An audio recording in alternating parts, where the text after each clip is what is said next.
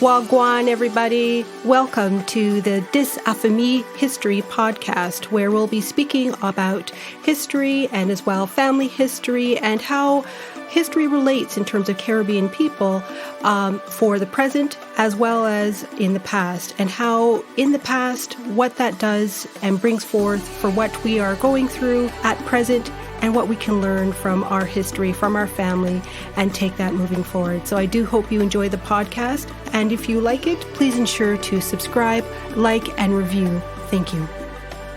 In this episode, Wendy Aris will be joined with guests Katie Coldiron and Stephanie M. Chansey, who work for the Digital Library of the Caribbean, DLOC.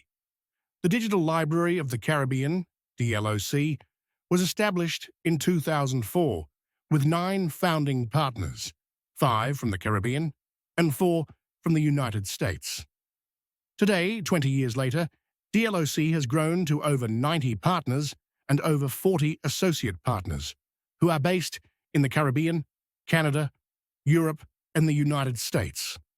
A cooperative of partners and associate partners, DLOC, provides users free and open access to Caribbean cultural, historical, scientific, and research materials, held in archives, libraries, museums, private collections, and other institutions of memory. Operating on a shared governance structure, each partner has an equal voice and contributes to DLOC's evolution and success. So let's have a listen. Both Stephanie and Katie, for coming on to the podcast and to speak about the Digital Library of the Caribbean. This is a resource that I've used a lot during my 15 years of researching my family tree due to what you have housed on the website. And before we start, can I just have you both just do a brief introduction of yourself? Katie, do you want to go first? Yeah, sure. My name's Katie Coldiron, and I am the Outreach Program Manager for the Digital Library of the Caribbean at Florida International University Libraries here in Miami, Florida, and I'm very happy to be here. Thank you so much, Wendy, for the invitation. Thank you. And Stephanie? Hi, thank you so much, Wendy, for the invitation. This is very exciting for us. My name is Stephanie Chansey, and I am the Caribbean Partnerships Librarian and the Director of Operations for the Digital Library of the Caribbean up in Gainesville, Florida at the University of Florida. Perfect. Thank you both so much for coming on. I really do appreciate it, and I'm sure we're going to have a very robust discussion. So I'll start with this. Would you be able to provide, I guess, an overview of the Digital Library of the Caribbean and its main objectives? And either one of you can answer that one. Absolutely. The Digital Library of the Caribbean, DLOC for short, because that can be a little bit of a mouthful, was the idea of 3 librarians who proposed a cooperative digital library among partners in the Caribbean and the Circum-Caribbean. Their idea was that it would give users access to cultural, historical, and research materials that were held in archives, libraries, and private collections. And this I'm quoting actually from the program notes from the conference where they made this presentation. It was May 2004 at the Association of Caribbean Research and Institutional Libraries, another mouthful, so just ACURIL for short. Their idea was so well received that a planning committee was established, was convened in July of 2004. And at the end of that planning committee meeting, DLOC was born with 9 founding partners, 5 from the Caribbean and 4 from the United States. So 2024 marks our 20th anniversary. And we have grown from 9 partners to almost 100 partners. Now, as we were approaching that 20th anniversary, I did start to look through our old documentation, and I found the very first grant application that funded DLOC. It was submitted to the U.S. Department of Education in 2005, and it outlines our mission. And that is to, quote, protect, ensure, and encourage equitable access to valuable resources for the study of the Caribbean and the advancement of Caribbean studies. Now, it was submitted by a consortium of US-based universities, and their intention was to, again, to quote from that grant application, to cross borders and build collaborations among diverse institutions. And their goal was to share resources in a common space. And 20 years later, the mission and the objectives largely remain unchanged. Our resources are available freely and openly to anyone. All you need is a way to access the internet and curiosity about the Caribbean and its diaspora. No, definitely. That's, as I said, it's just fantastic while you were just reading that to know that this is supposed to be a collaboration and a great place to get the resources, whether it's just for academic or for, in this case, researching your family tree. So how does, I'll say, DLOC aim to represent the diverse cultures and histories of the Caribbean? I guess I can take that one. So for me, the Caribbean is really a fascinating region because it disrupts the paradigms that those of us in the US and higher ed know as area studies. Area studies is its historical roots are in the global Cold War, and you had all of these different funding initiatives, the National Defense and Education Act that created the Title VI centers for the study of different world regions that are primarily located at US universities. For example, here at Florida International University, we have a Title VI center dedicated to Latin America and the Caribbean. So the Caribbean for me, I myself consider myself a product and also a proponent of area studies because I do have a master's in Latin American studies. And that's when I first started really thinking about these hard questions about kind of where the Caribbean fits in that, because historically Latin American studies has been dominated by the study of the larger countries in Central and South America. So think Mexico, Argentina, Brazil, and the Caribbean historically within this scheme of area studies falls within Latin American studies because we're all in the Western Hemisphere. So DLOC, obviously, we represent the entire Caribbean. We have representation from basically almost every Caribbean country at this point. And then, for example, we just went to Stephanie and myself and some of our other colleagues from our respective institutions that work on DLOC were just in Guyana for the Association of Caribbean University Research and Institutional Libraries Conference this past May. And for me, that was an incredible experience because we do have partners in Guyana, number one, but also as someone who's historically focused both their research and professional activities on the Hispanic Caribbean, that was just an eye-opening experience being in an English-speaking Caribbean country. And I did actually see a colleague of mine there that is from one of our newer DLOC partners, the University of Pennsylvania Libraries, who is a South Asian studies librarian and does a lot of different digitization and collecting activities in Guyana and Trinidad with the Indian diasporas there. So I would say in that way, just having representation of the entire swath of the Caribbean does contribute to that. And also the partners, like the different types of institutions that are partners are really interesting too. We have obviously more like traditional university libraries, national archives, things like that. But we also do have more like grassroots archiving initiatives. DLOC is a very, very diverse community. I always like to say, besides being a repository, DLOC is a network of cultural heritage practitioners and researchers interested in the Caribbean. So I hope that answers the question. Yeah, and I love that you put it as cultural practitioners, which is great. It's a great coin of phrase to use. So, and then going next, would you be able to, I guess, highlight some of the more significant or unique items in DLOC collection? Yeah, if you don't mind, I'm going to share my screen and do a little promo here. I'm going to take you to DLOC.com. You see how I did that?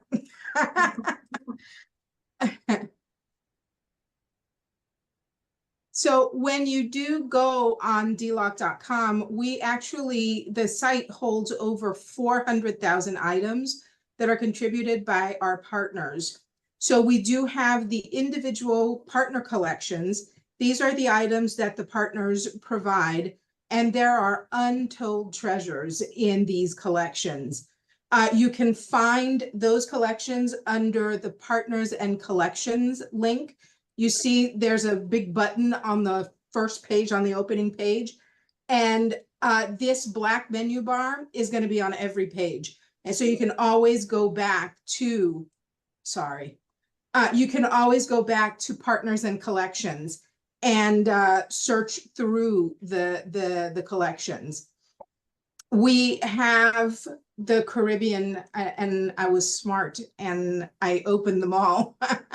One of our collections that, we get pieces from our partners, and we also created a separate collection on DLOC, is the Caribbean Maps collection. And I used to say that it goes back all the way to the 17th century, but when I sorted by oldest first, I see that we actually go back to the 16th century with our maps. The other is the Caribbean newspapers collection. This is the largest collection of Caribbean newspapers available on a single platform. We have examples from nearly every Caribbean island in a variety of languages, the ones that you would expect: English, French, and Spanish, but also Dutch, Papiamento, Hebrew, and Yiddish. The oldest dates to the 18th century, and we have some from the 21st century. And for some of these, the digital copy that is on DLOC is the only thing that survives. Wow. One of my former colleagues used to tell the story that they digitized this particular newspaper, I think from Barbados. They digitized the newspaper, and once they finished the digitization, the paper just crumpled to pieces, and that was it. It was gone. Oh, wow. So the only way for you to see it is on DLOC. Now, one of my favorite things to do is to browse through collections. Sometimes I'm not looking for anything specific, just, whatever catches my eye. But other times I am looking for something specific. And I think we all probably have a DLOC research story. And mine comes from when I was writing my dissertation. And I do want to add that I wrote a pandemic dissertation. So there was no going to archives, no going to libraries, and no interacting with physical objects. Everything was closed. But there was one woman that I wrote about who was from Saint-Domingue, now Haiti. She was Toussaint Louverture's niece and daughter-in-law. And when the Louverture family went into exile in 1802, she went with them and lived out her life in France. And I knew the moment I saw her portrait that I was going to write about this woman. And I started researching and going through all the secondary sources. And all of these, well-established historians kept telling me the Louverture family papers once existed, but we don't know where they are. They're lost. And as a friend of mine always says, no sources, no dissertation. I had no plan B. Then I was reading a Haitian historian who said that he had seen the Louverture family papers, and they were at the National Museum of Haiti. So I did what we all do in this day and age. I jumped on Google and I searched up the National Museum of Haiti, and I was led to the Haitian National Archives. And then I was like, oh my God, that is a DLOC partner. In fact, one of our founding partners. So I first did a search and I didn't find anything. And then I browsed and I found this. Wow. It's a letter. Let me close chat so that we don't distract from this very beautiful letter. It's a relatively innocuous letter that she wrote in 1803. And in it, I was able to build an argument about her life and how she embodied the ideas of true womanhood. But more important, what this letter did is it let me know that these documents are still around. They're in Haiti, and I keep hoping that they will be digitized really soon. Selfishly for me, but also for the research community who does Haitian studies, because they are important papers. So they do exist. And I'm hoping that they will be digitized soon. And I doubt that my story is unique, but I still think it's a pretty great story, and it has a happy ending, at least for me. No, Now, Katie, is absolutely. there an image that you want me to find for you?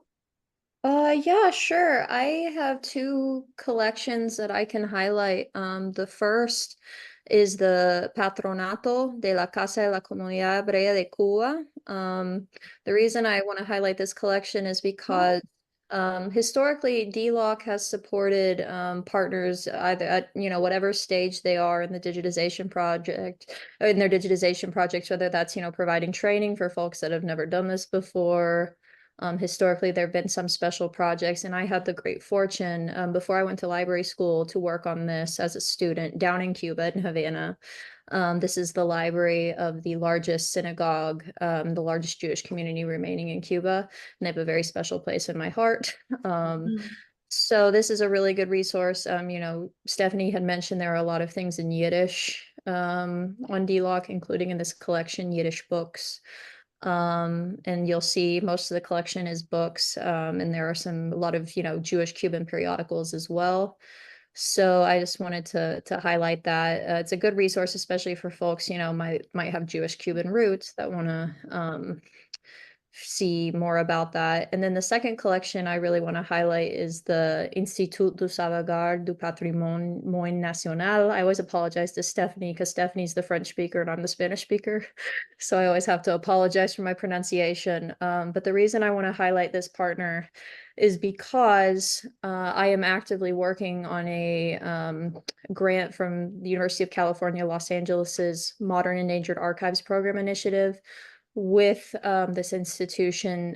They have an archive, which if you go down, you'll see a lot of it is photographs, but they also have things like, architectural plans and things like that. Everything basically related to the conservation and archaeological exploration of two very, very important sites in Haiti, the Citadel and the Palace at Sanssouci. These are very, very important monuments, not only within Haiti, but within the larger history of emancipation. So yes, that they have an amazing team. That's really, it's a very resilient team down in Haiti that continues this work in spite of the many difficulties that our cultural heritage practitioners in Haiti are currently facing.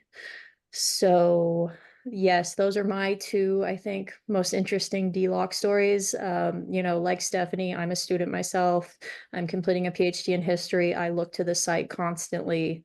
It's always a first stop for me as someone. I kind of feel like an eternal student because I've been in grad school for a while, but it's always a first stop for me and for many of my colleagues. So No, One of the things that I'd like to point out, I'm sorry, no, go ahead. one of the things I'd like to point out about ISPAN, the Institut du Sauvegarde du Patrimoine National, ISPAN for short, because another mouthful. We like these long names. They actually did their item descriptions, what we call the metadata, in 3 languages. So it's in English, Haitian Creole, and French.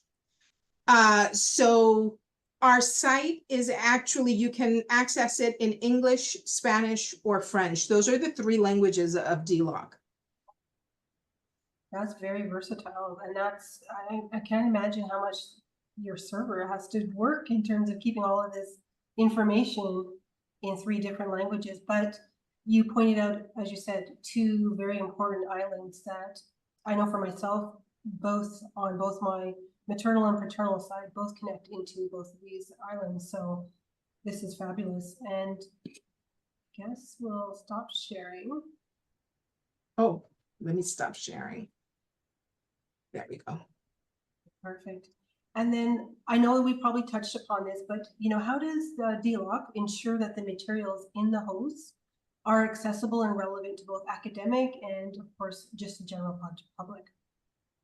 Now, I always say that fortunately for users, it's not dependent on me. We have a wonderful technical team here at the University of Florida who keeps the site running smoothly. We are also very conscious of the fact that not all internet is created equal. So we try to make sure that our website can function for users who are in low bandwidth environments. When you go on our website, when you go on our homepage, you'll notice that it's not really heavy with graphics. Yeah. So that's because it doesn't take a super fast internet connection for it to load properly. That in turn makes our site more mobile friendly. I can't call it completely mobile accessible, but it is more mobile friendly. And again, that's because we're conscious that folks in the Caribbean tend to use their mobile devices to access the internet rather than a laptop or a desktop computer. This is how we ensure accessibility. Well, that's in addition to making everything on the site free. Relevance comes because all of the material uploaded to our site has to be about the Caribbean or the Caribbean diaspora. Our partners are also institutions of learning, preservation, and memory. We partner with archives, libraries, and museums. And these are institutions and individuals who safeguard a nation's historical and cultural patrimony. What we do here at DLOC is we serve as a centralized access point for scholars, students, and researchers who are looking for resources by and about the Caribbean and its diaspora. So that's how we work to, and if people report a problem to us, we try to address it right away. No, that's great. And then of course, I know you mentioned in terms of some of the grants, but are there any like notable projects or initiatives that have been supported or made possible specifically by DLOC? Yeah, I can start out here on this one.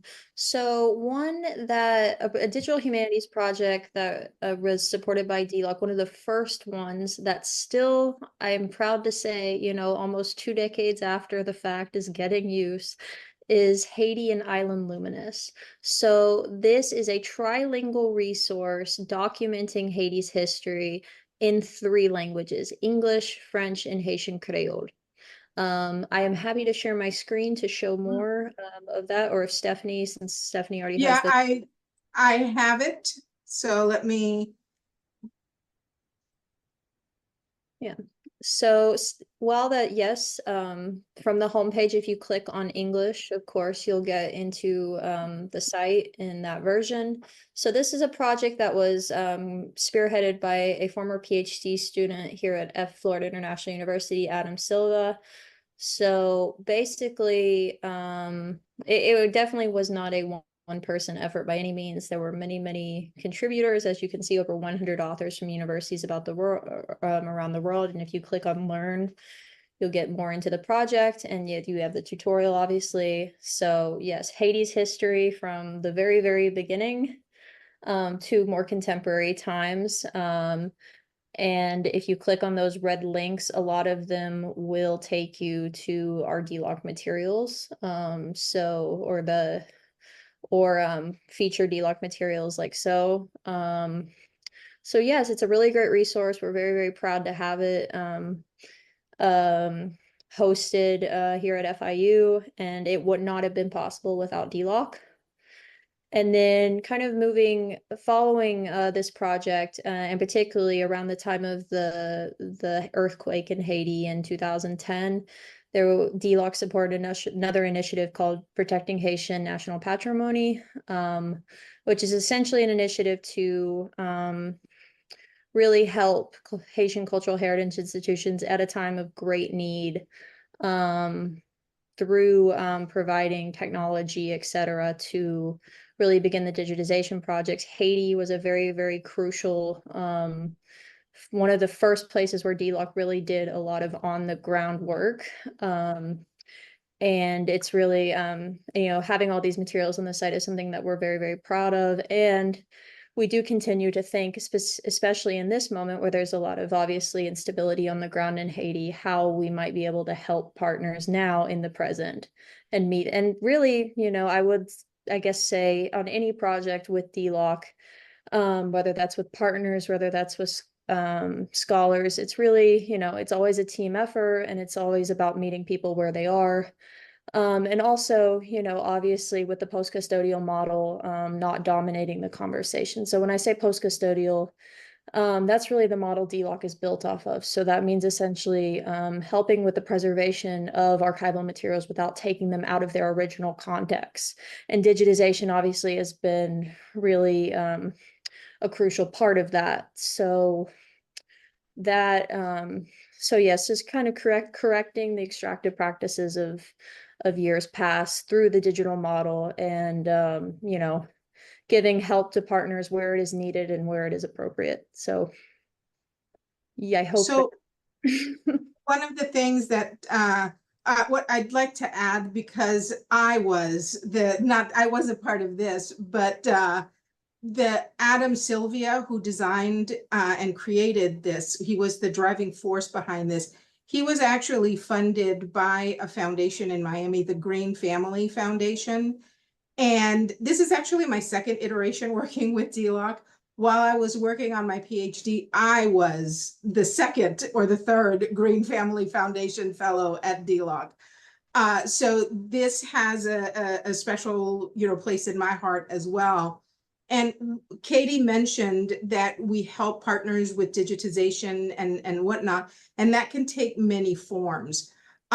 So we can, for example, offer recommendations on equipment purchases when a partner is starting a digitization project.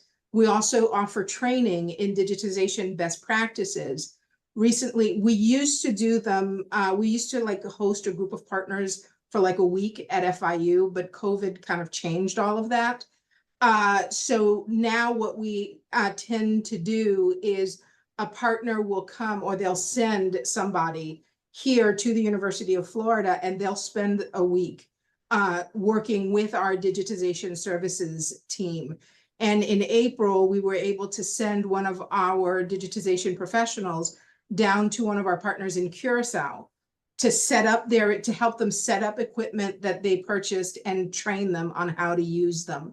So we tried, like Katie said, we do try to meet the partner where they are at, and, to meet their needs as much as possible. It's very much about them and less about us. No, that's absolutely amazing, and that's what's needed, I guess, to be able to maintain and to have all of this material available online so people can be able to access it and to research it. But I just wanted to go back to that project that you showed of that particular PhD individual. That was just amazing to see all of that information so concise, and of course the hyperlinks provided into that. Wow, that's amazing. And like Katie said, it was probably one of the very first digital humanities projects. They started in 2009 and then really dove in 2010. And I think they finished around 2014. And just from a project management standpoint, and having worked at universities for most of my life, wrangling 100 faculty members to actually meet their deadlines, oh my God. I'll add there that, I mean, digital humanities projects, one thing that those of us in the profession talk about is sustainability. This has stood, when I said it stood the test of time, I mean it. Like, we still get inquiries about this. I know professors that are still using this in their classes. It's a model project. And you can definitely see that it is a real labor of love to be able to do and put all of this work and effort into it. It's amazing. So, and I guess this leads kind of into my next question, which is the challenges that are faced with digitizing and making sure that it's accessible and privileged in terms of this digital content for future generations. How do you guys deal with that? Well, a lot of it falls on our partners. Our staff is surprisingly small. Our staff is surprisingly small. We do have a lot of helping hands within our own institutions who lend a hand when we need it. But yeah, the staff is not really large. And for example, I was talking about the digitization services team here at the University of Florida. A tiny, tiny part of what they do is for DLOC. The rest of their time is to help we have, I think, 6 libraries here, and it's to help the 6 other libraries with their digitization needs. Similarly with the IT department, It's not a very large team, and a tiny part of what they do is DLOC. And the rest of their time is to make sure that the university libraries systems operate the way that they should. The benefit of that is when they upgrade the library system, DLOC gets an upgrade too. So they're always included, always included. We're always included because we're doing it for the rest of them. Let's do it for DLOC too. For our partners, like I said, a lot of the digitization effort, because like Katie said, we do not tell them, send us your material and we'll digitize it and send it back. We are more the variety of, let's teach you how to fish so you can eat, as opposed to let me do it for you. But for them, money and staffing are always challenges.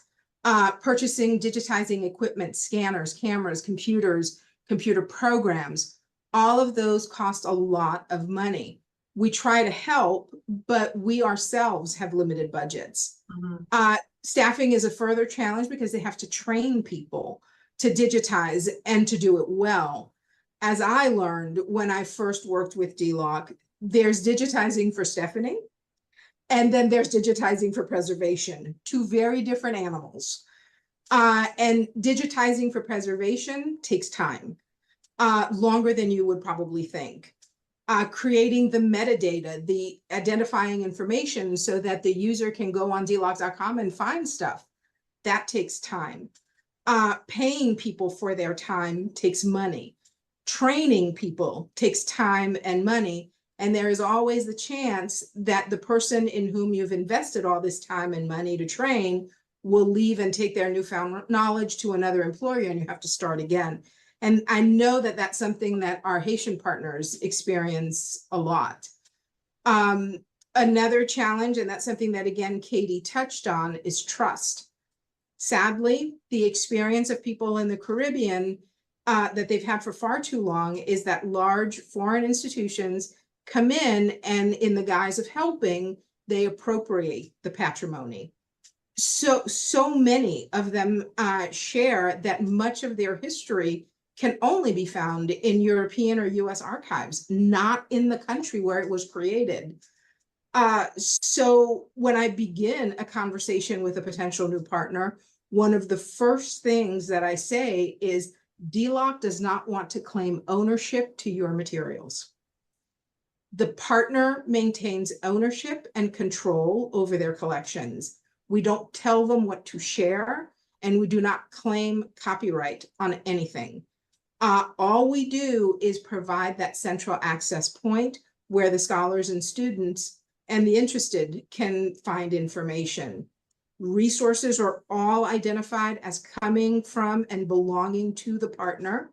And when we request permission, when we receive requests for permissions to use an item that's in DLOC, we refer that to the partner. We don't decide. It's not up to us. This is fundamental at DLOC, and it's one of the things that we are actually best known for. And everybody who has ever worked for DLOC, past and present, knows you don't claim ownership on anything. That looks like you're claiming it. Nope. Let's fix that.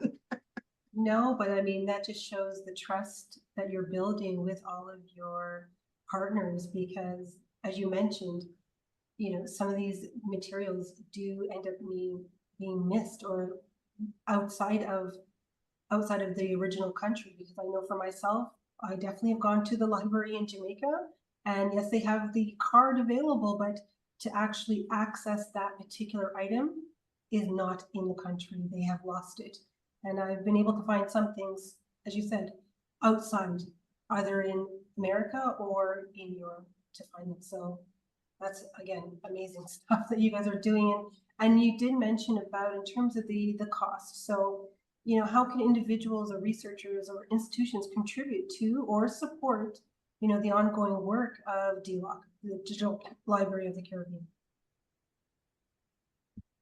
Katie, I'm going to give that to you because I know you all at FIU have a system. Yes, we do. So we currently at DLOC, we are what's so in the DLOC universe. I don't know if we brought this up previously, but The two hub institutions, University of Florida, where Stephanie's based, and then Florida International University, where I am. UF is the operations hub, so obviously the technical aspects of DLOC, the site itself lives up at UF on their server. And then at FIU, we are what's called the outreach hub. So where we're based here in South Florida, among arguably the largest Caribbean diasporic community outside of the Caribbean, we do a lot of things to kind of activate DLOC and let people know about the collections and how to use it, how to support it, etc. So to that end, we have a fund that I will pass the link to you, Wendy, and feel free to please share in the show notes, of what we call our Digital Library of the Caribbean Outreach Fund based here at FIU.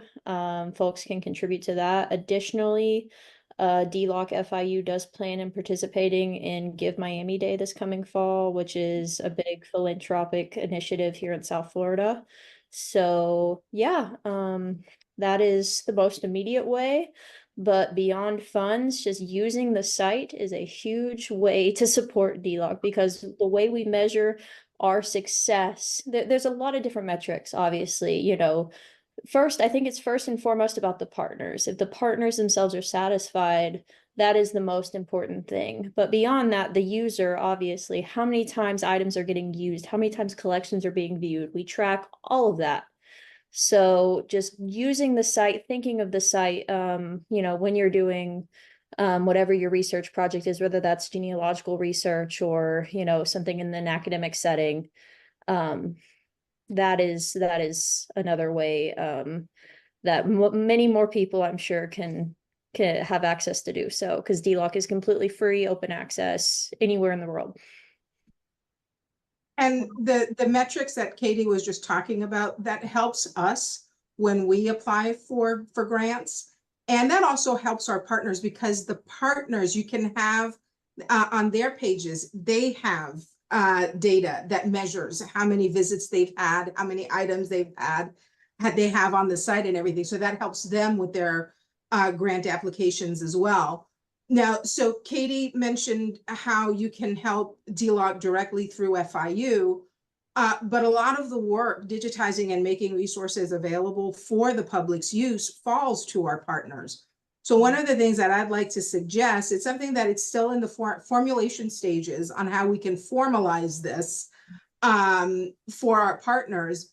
But if there's a particular collection that you find yourself using a lot, make a donation to that partner directly. Consider it a thank you for the help that they've given you in completing your own research. If you're not sure who to contact, send us a message, and one of us will put you in touch with the right people. Unfortunately, neither Katie nor I can accept donations on behalf of the partners, but we can try and help you get donations to them. No, that's fabulous, because that's what's needed to kind of, drive it. And as well, if people are using the resources, and if they feel compelled and they want to, provide some sort of financial support, this is it. So I'll make sure to put those in the show notes as well. So thank you on that. And then here's the kind of like the interesting part is, what have been some of the more interesting requests that you have received? And are they usually connected to DLOC? We do get a lot of requests, and it's mostly people asking us, for help finding information. People are not always sure how to begin searching through our holdings, and both of us have tips and tactics that we share with the people that we communicate with. But one of the more out there requests that we received recently was from someone asking how they could check if their citizenship from a Caribbean nation had been revoked. I have to say that one did not come directly to DLOC. It went through one of our other departments here at the University of Florida, but because they were asking about the Caribbean, it got funneled to me. And the consensus among all of us was to advise the person to please consult a lawyer and not librarians. Please consult librarians. We know a lot, but we don't know that. Okay. And Katie, do you have any for yourself that you would like to share? Yeah, sure. I mean, both Stephanie and I receive, and some of our other colleagues do receive the DLOC general emails, so we do see most of the like kind of out there requests and always kind of laugh about them when we get together. Some of the more out there ones, but I will say I have gotten even beyond just emails, like phone calls to my office phone for folks. For example, a few months ago, I got a call to my office from someone in Tennessee, of all places, trying to get a contact at the National Archive of Haiti to facilitate an adoption. And so once I got that request, I immediately forwarded it to Stephanie because Stephanie historically has worked more closely with the Haitian partners than myself. And we were able to connect those two parties. And it's really, that kind of brings home to me the idea of DLOC as a network, because you think someone in Tennessee where there's not a big Caribbean diaspora, like they're looking to us to try to kind of, figure out how they can get in touch with someone down in Haiti. Because it like DLOC and then, Florida in general is a gateway to the Caribbean. So that was definitely one of my more interesting requests. No, definitely for sure. But it speaks to what DLOC is about. I mean, the sense of community, the sense of you guys are there as the resources for whatever the, request may be, even though it may be far-fetched, but you guys are there because it's, it's a sense of community and the sense of trust as well. So, and I guess it leads to, what has been the most rewarding part of working with DLOC for you personally? Katie, do you want to go first? Sure, yeah. For me, I would say it's the personal relationships, whether that's with partners, with researchers, with students. A big part of my job in outreach is introducing DLOC to people or figuring out, how DLOC can best fit their needs. And, as Stephanie mentioned, particularly in the post-custodial archiving space, like these relationships are really built on trust. So for me, just the people I've been able to meet and form relationships with while working in this space is the most rewarding part of being a part of DLOC. I would agree that that is also one of the, I'm surprised a Caribbean person who likes to talk to people. Uh, for me, it's that, and it's also the idea that we're safeguarding the historical and cultural patrimony of the Caribbean and making those resources freely available. It's not always easy, and let's face it, it's not inexpensive to travel to the Caribbean, and that limits who can even think about undertaking a research project. And that means that certain narratives are perpetuated to the exclusion of others. So I see what we do at DLOC as democratizing information. Since the resources on our site are provided at no cost, and you can access them from your living room and in your pajamas. There's a lot to say about being able to access resources in your pajamas. The result is that who is telling the stories changes, and the different narratives are then conveyed because who is telling the story is different. To me, these are the most significant and rewarding aspects of my work at with DLOC. When I finished my PhD, the intention was I'm going to pursue a traditional academic career teaching, and then I started to work at DLOC, and then I realized that this was the way that I could contribute to the advancement of the field, was by making information available.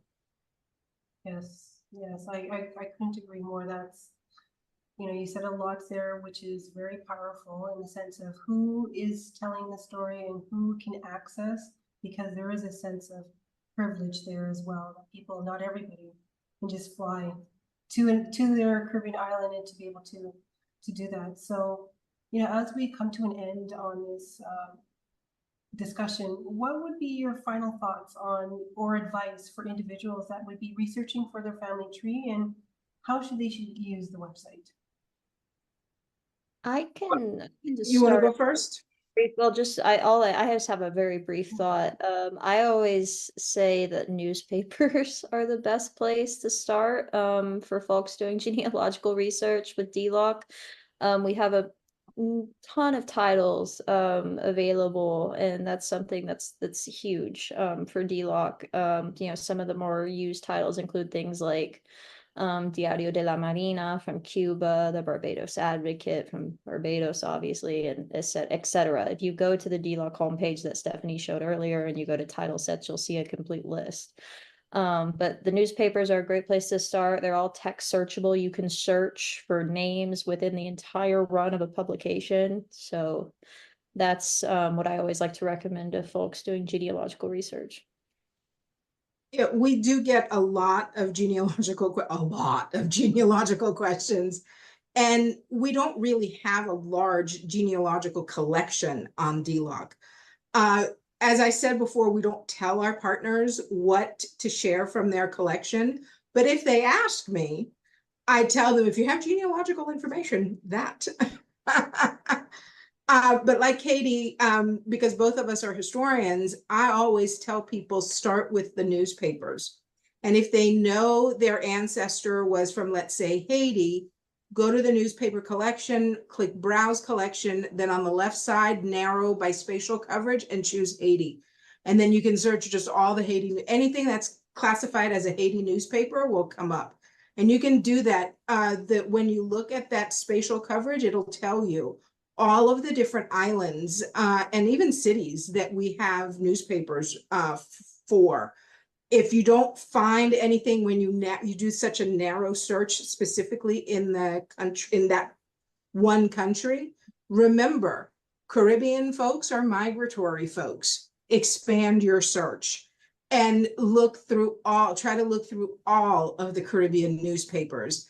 And if there is a partner, an archive, a library from the country that you know your ancestor came from, browse their collection and see what they have.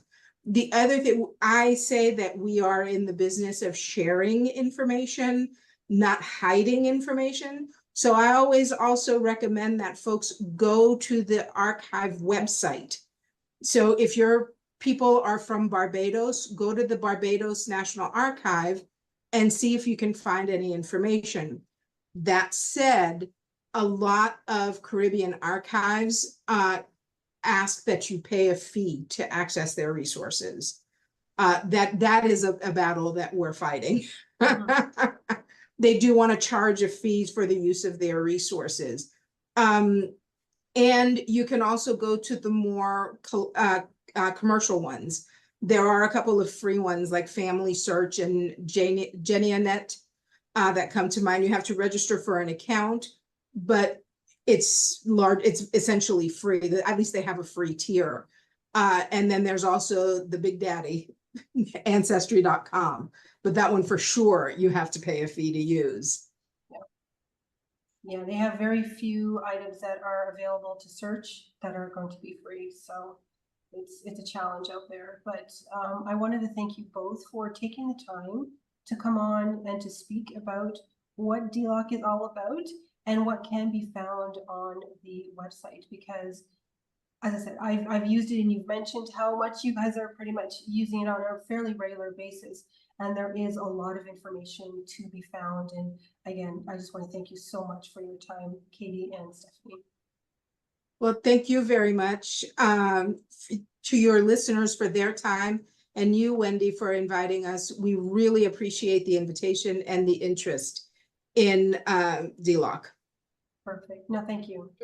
Thanks so much, Wendy, and to everybody listening, thank you, merci and gracias, our 3 languages of DLOC. Yes, thank you. And we can add Dutch, because I'm studying Dutch. Dank you well. Absolutely. Hoped you enjoyed this episode, and if you did, please make sure to like, follow, subscribe, and write a review for the episode wherever you listen to your podcasts. Thank you.